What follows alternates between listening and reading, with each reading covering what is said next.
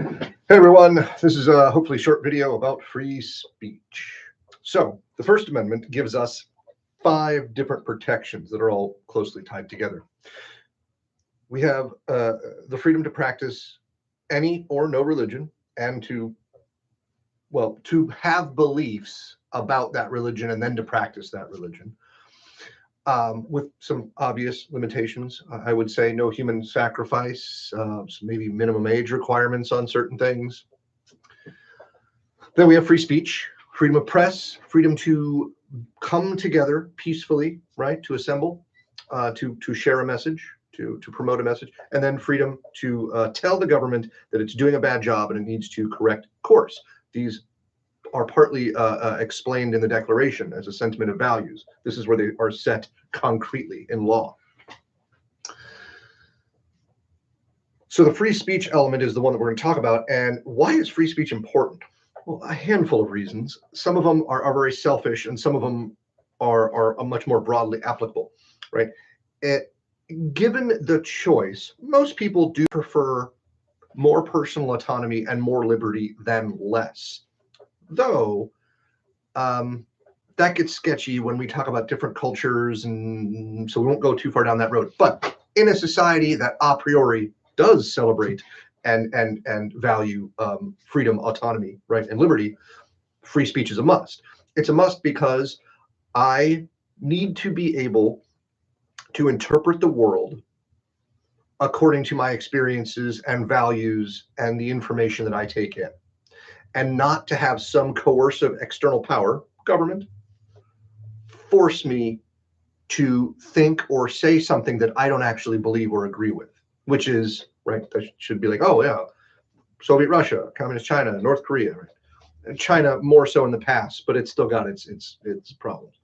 Lots of different societies, whether it was communist or other forms of totalitarian or authoritarian, right, regimes, Nazi Germany, another good example, people were not free to hold their own beliefs and their own ideas, and they certainly were not free to express them. And this is actually the standard for almost all of human history. Might made right.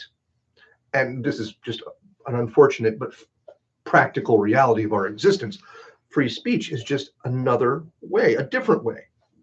Instead of fighting and the winner gets to say what is real, we will do it differently. We will bring our ideas to the table. We will use our speech to convey these ideas, and make no mistake, you cannot divorce speech from thought. To control speech is to control thought. They are inextricably linked. I encourage you to really consider that if you're unsure. Think about it.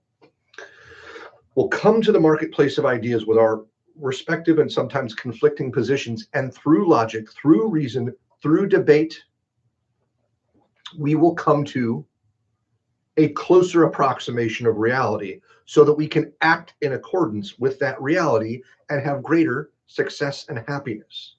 If you haven't thought about it in these terms, I encourage you to consider. So for that reason, free speech is good, right? We have 2 now. 1, because I want to do what I want to do, and most humans want to do what they want to do.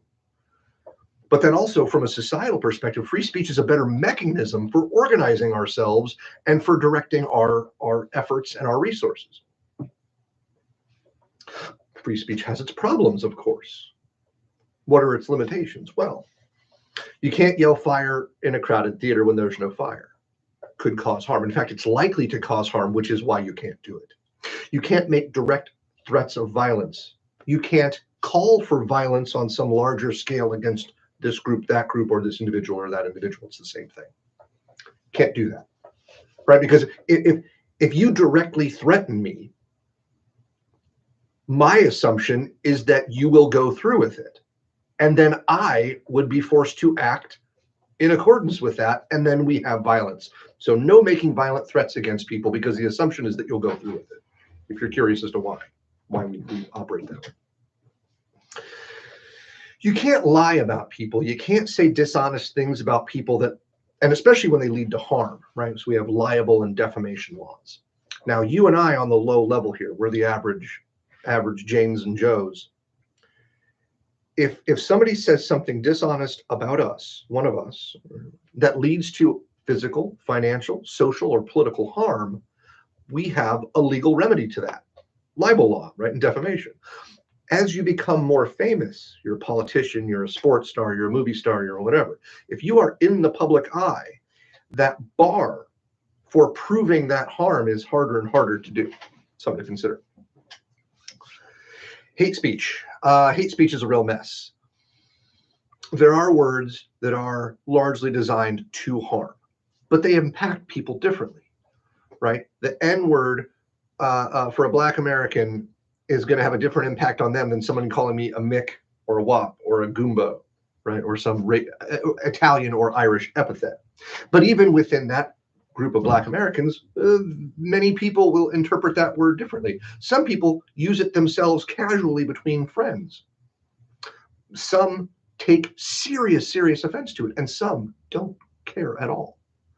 It's very subjective. The hate itself is subjective, and that's why it's so hard to legislate.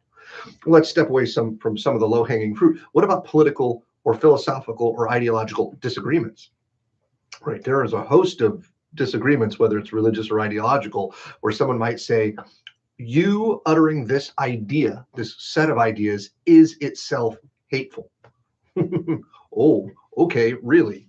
Well, that's unfortunate for me. I better stop talking then. That's an easy way to silence people, not a very honest one.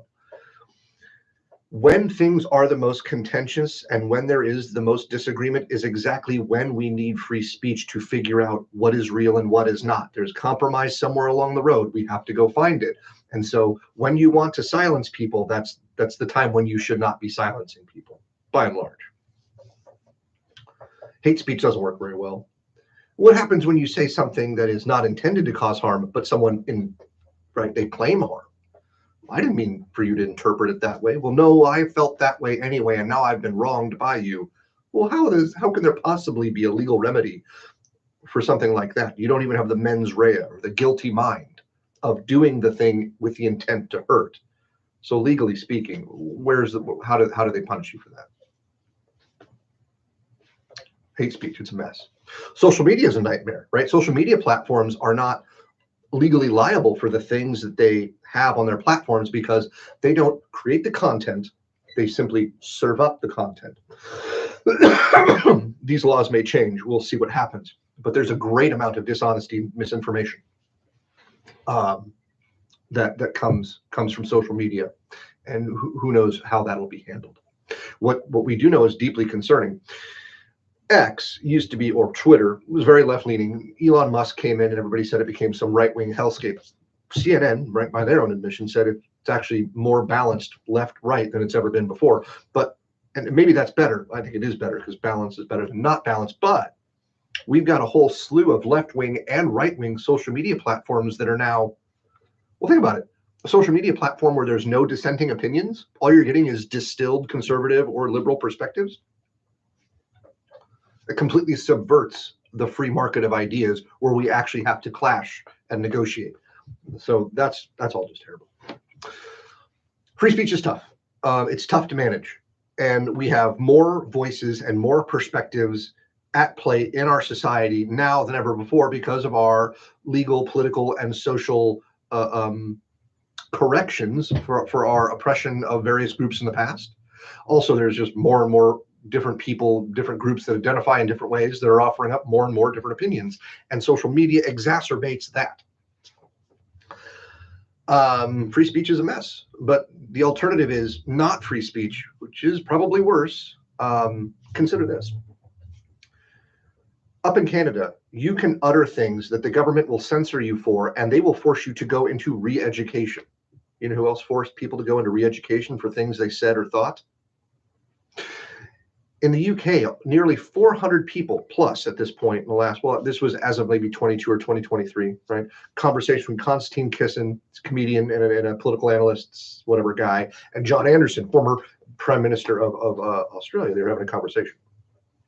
Nearly 400 people in the UK were arrested for things they said online. Meanwhile, in Russia, under Vladimir Putin, in that same time period, about a year, 10 people maybe? Free speech is a mess right now, and it's not an easy thing to deal with, but it's under assault in Western countries in ways that it has not been before. So have fun with that. Maybe we'll talk again soon.